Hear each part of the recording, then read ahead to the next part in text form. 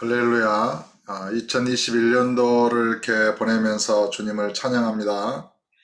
이제 이틀밖에 남지 않았네요. 오늘이 지나고 내일이면 이제 새해가 새로운 시간이 다가오는데 이렇게 한 해를 보내면서 이제 어제 사사기를 마쳤고 오늘하고 내일은 그 성경을 이렇게 따로 강의하지 않고 올 한 해를 돌아보면서 새해를 준비하는데 도움이 될 수 있도록 말씀을 증가하겠습니다.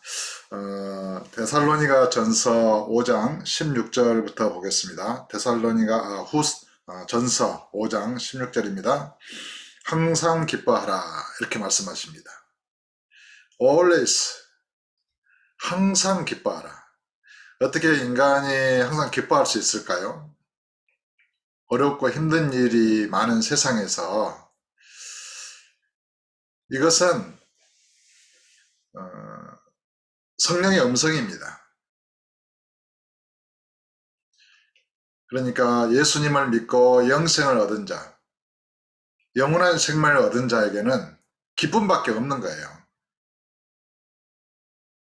그래서 주님께서는 항상 기뻐하라 이렇게 말씀하신 것입니다. 주님께서 십자가에 죽으신 것을 생각하면 마음 아프고 또 그렇지만은 주님께서 또 부활하셨으니까 그리고 성령을 보내셨으므로 항상 예수 그리스도를 구주로 믿는 사람들은 기쁨이 가득한 것입니다. 천국의 기쁨이 넘치는 것입니다. 그래서 이 온 세상을 채우고도 남는 것입니다. 항상 기뻐하라. 올 한 해를 돌아보면서 나는 얼마나 기뻐했을까요? 참 온전히 기뻐하지 못한 것을 회개합니다. 그것을 회개해야 될 것 같아요. 완전하게 주님을 기뻐하지 못하고 진리로 인해서 기뻐하지 못하고 천국에서 주시는 이렇게 성령께서 주시는 평안과 기쁨을 누리지 못하고 조그만 일에 마음이 요동하고 또 여러 가지 상황 속에서 주님과 온전히 연합되지 못함으로 주님을 온전히 의지하지 못하고 신뢰하지 못함으로 인해서 기뻐하지 못했다면 우리는 그것을 온전히 회개할 수 있어야겠습니다. 항상 기뻐하라. 그 말씀은 항상 기뻐했느냐? 이렇게 주님이 물으십니다. 얼마나 올 한 해 기쁨이 가득했습니까? 올 한 해 기뻐하지 못했던 거 남은 이틀 동안 온전히 기뻐하자고요. 잠깐 전에 그런 원곡동 그 외국인들이 70%가 넘는다잖아요. 2만 명 정도의 인구 중에서 한 17,000 정도? 이 정도가 외국인이래요. 14,000인가? 그런데 외국에서 아이들을 데리고 와서 이렇게 살아가는 그들의 모습들이 보면서 굉장히 그들의 마음에 감사가 넘치고 평안이 넘치는 모습들을 보았습니다. 어렵고 언어도 잘 통하지 않고 낯선 타국에 살면서도 이 한국이 원곡동이 좋대요. 너무 행복하대요. 그러면서 대한민국에서 언어의 장애도 없이 이렇게 사는 우리들은 왜 무엇 때문에 그렇게 쫓기듯이 마음에 불안해하고 힘들어하고 그렇게 많은 사람들이 살고 있을까? 하루에 어떤 쉼터의 숙박비가 10,000원이에요. 그러면은 새끼 식사까지 다 나온대요. 허름한 방이지만은 굉장히 그들에게는 성공한 인생인 거예요. 그러나 한국인들은 그보다 몇십 배 더 나은 환경에 살면서도 마음에 기쁨이 없는 거예요. 행복이 없다고 생각을 해보세요. 더더구나 예수 믿는 사람이 천국을 소유했다고 선언하면서 부활하신 주님을 믿는다고 말하면서 마음에 기쁨이 없다고 생각을 해보세요. 얼마나 참 비참한 일이에요. 사랑하는 형제 여러분, 오늘 내일 또 평생을 온전하게 기뻐합시다. 온전하게 기쁨으로 충만하기를, 하늘에서 기쁨이 이렇게 이슬이 내리듯이 기쁨이 여러분 심령에 뿌려지기를, 여러분의 가정에 가득하기를 예수 이름으로 축복합니다. 항상 기뻐하라. 그 다음에 쉬지 말고 기도하라. 새벽기도 했다. 예전엔 새벽기도에 목숨을 건 적이 있었어요. 그래가지고 새벽기도 강요한다고 우리 신길교회를 떠난 집사님 부부도 있었어요. 참 그때를 생각하면 참 제 자신을 많이 이렇게 돌아보게 됩니다. 그 새벽 기도가 뭐라고 거기에 목숨 걸듯이 참 그랬었어요. 그러나 새벽 기도보다 더 중요한 게 뭡니까? 하루 종일 내내 기도하는 거예요. 기도하면서 일하고, 기도하면서 걷고, 기도하면서 말하고, 성령 안에서 끊임없이 성령님과 동행하는 거예요. 그게 쉬지 않고 기도하는 삶이 중요한 거예요. 근데 그거를 모르고 일주일에 한 번 교회 다녔어. 교회 갔다 왔어. 나 예배했어. 그게 무슨 소용이에요. 아버지께 예배하는 것은 자기 자신을 드리고 남은 인생 동안 아버지의 은혜로 사는 거잖아요. 항상 기뻐하며 살고 쉬지 않고 기도하며 사는 것입니다.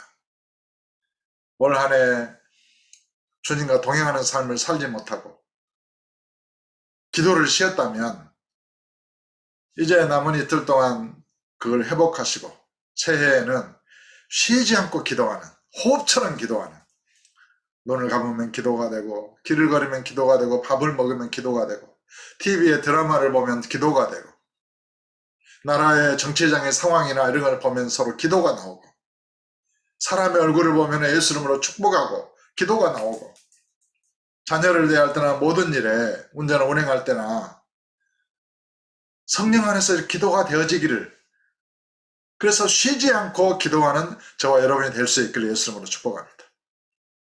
기도 쉰 것, 하루에 5분 10분 기도한 거 회개해야 됩니다. 그걸 원하지 않아요. 쉬지 말고 기도하라는 것입니다. 호흡처럼. 기도를 쉰다는 것은 주님과의 나와의 관계가 에너지의 순환이, 소통이 끊어지는 거잖아요. 이 전기는 한순간 끊어지면은 완전히 모든 제품이 수도비잖아요. 얼마 전에 인터넷이 한국에 끊어진 적이 있죠. 몇 시간 동안 불통이 되니까 가게에 인터넷 카드 결제가 안 되고 또 전화 이렇게 휴대폰에 검색이 안 되고, 그러니까 온 나라가 난리가 났어요. 저도 막 당황해가지고 이게 왜 인터넷이 안 되지 하면서 집에 있는 애매한 그 퓨즈 박스를 열어보고 껐다 켜보고 이게 난리가 아니었어요. 주님과의 이 성령 안에서의 교통, 그게 기도입니다. 그 기도가 끊어지면은 난리가 나야 되는 것입니다. 그런데 오늘날 많은 그리스도인들은 그게 기도가 끊어져도 너무 태평해요. 그 회개합시다. 회개하고 쉬지 않고 기도하는 그 라인을 온전히 회복합시다. 쉬지 말고 기도하라. 또 범사에 감사하라. 이 범사라고 하는 것은 everything, 모든 일을 말하는 거예요. 모든 일, 모든 순간. 코로나로 힘들잖아요.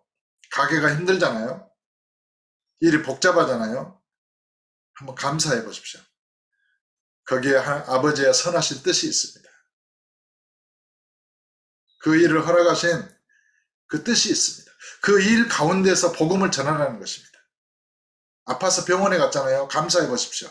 그 일을 통해서 복음을 전해야 될 사람이 있습니다. 기도해야 될 게 있습니다. 회개하고 깨닫고 기도해야 될 것이 있습니다. 거기에서 베푸신 주의 은혜를 발견하고 찬양할 그런 이유가 있습니다. 반드시 있습니다. 그래서 범사에 감사할 수 있는 것입니다. 올 한 해 불평, 불만, 짜증 그런 일을 했다면 감사로 감사하지 못한 거 회개합시다. 그리고 모든 일에, 새해는 모든 순간 모든 일에 항상 기뻐하고 쉬지 않고 기도하면서 감사로 영광을 돌리는 저와 여러분 될 수 있기를 예수 이름으로 축복합니다. 범사에 감사하라. 이것이 그리스도 예수 안에서 너희를 향하신 하나님의 뜻이니라. 성령을 소멸하지 말며 애언을 멸시하지 말고 범사에 헤아려 좋은 것을 취하고 악은 어떤 모양이라도 버리라. 평강의 하나님이 친히 너희를 온전히 거룩하게 하시고 또 너희의 온 영과 혼과 몸이 우리 주 예수 그리스도께서 강림하실 때 흠없게 보존되기를 원하노라. 너희를 부르시는 이는 미쁘시니 그가 또한 이루시리라. 성령을 소멸하면 안 돼. 성령의 감동을 소멸하면 안 돼. 자꾸 성령을 거역하다 보면 성령께서 역사하지 않으십니다. 성령의 감동이 되고 감동이구나 이런 생각이 들거든 즉시 순종해 보십시오. 그러면 성령께서 기뻐하셔서 계속해서 감동을 주시는 것입니다. 그러면 인생의 길이 주의 뜻을 이루게 되고 아버지께서 영광을 받으시면 그 영광이 다시 우리의 삶에 비추어지는 것입니다. 그래서 아버지 앞에 영광의 찬송이 되는 것입니다.